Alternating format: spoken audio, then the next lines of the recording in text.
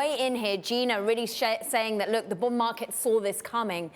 Did it? Is it that the bond market's been trying to drive the narrative here for stocks? Or are you worried about the Delta variant? Hey, Caroline. Yeah, I think that Gina does make a good point. I mean, if you look at the yield decline and you kind of compare it to, let's say, the airline index that's been going down too, it's sort of in sync with one another. So I think what the market has been doing is indicating that you have this big reopening. There's some frictions and bottlenecks in the economy that may indeed lead to some cool down at some point.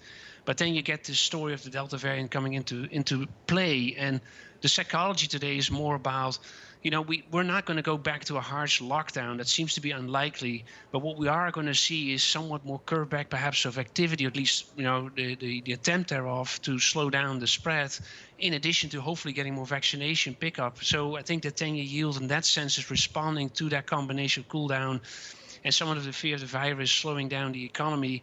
But I don't think we're back to where we are last year. It looks to me more like what we dealt with the reopening last year the first time. We also had then a wave coming through during the summer, and we saw some drawdown in the equity marketing following in the fall.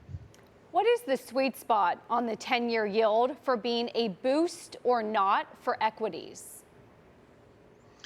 Well, I think, Taylor, that if you think about this 10-year yield, and it does signify that we are slowing, I guess, you would say the opposite, right? You would say, well, if you're getting a rising real yield, particularly, that would indicate the bond market is sort of regaining the expectation that growth can pick up in the future again in a more accelerated way.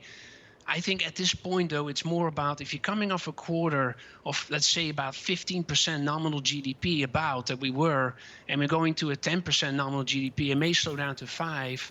I think that's the trajectory we deal with at the moment. That's still extremely good growth, right? And that should, I think, on the margin, continue to support the equity market. It's just that the bond market today has signaled like you can't stay forever at 15% nominal GDP. It's going to decelerate. I think that's part of the narrative that plays a role here. Ben, in your view, how much of the equity market meltdown of the last week or so is really due to global central banks starting to guide us in anticipation of normalization of their balance sheets? It does seem rather coincidental that markets peaked right as this chatter started to pick up, as we started to get more and more inflation prints that seem surprisingly strong. Is that playing a role in your mind?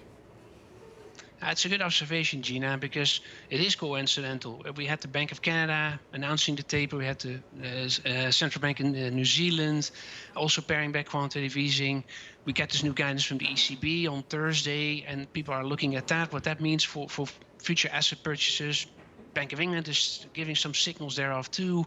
So yes, there is some of that anticipation that this excessive liquidity that we built over the past year to control the economy against this fallout from the pandemic, is going to recede at some point. It may not be this year, but it could be next year, the year following. And that's what bond markets do too. So that is related. But I do think if you look at the breakdown of the sectors over the last number of, let's say, week to week and a half, maybe before, it really is the cyclical reopening stocks that have started to really come off. I found it notable that the airline index has taken a real beating, that also anything in leisure and hospitality is following on the just right on the heels. So I think the market is also looking at like what restrictions come into play here in the near term that could curb that activity there for the profitability of these companies. So it's a bit of a coincidental combination here of central bank anticipation of tightening of liquidity against what we're dealing with on the ground, the economy going into the next stage. Ben, how much can an earnings season help fight that narrative, therefore? How much of a blowout do we need for the companies to be able to push back at this narrative of time to sell?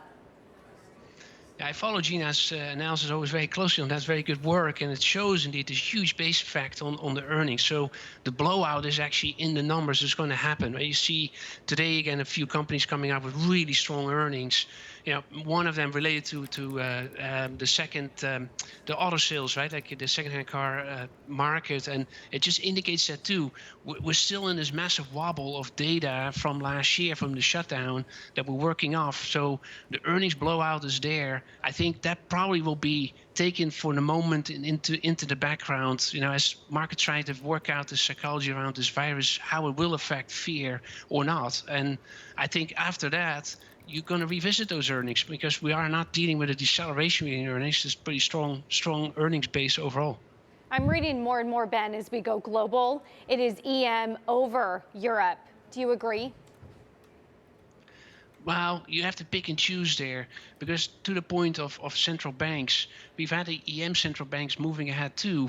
If you think in Latin America, for example, so there is indeed an interesting yield differential building versus EM versus developed markets.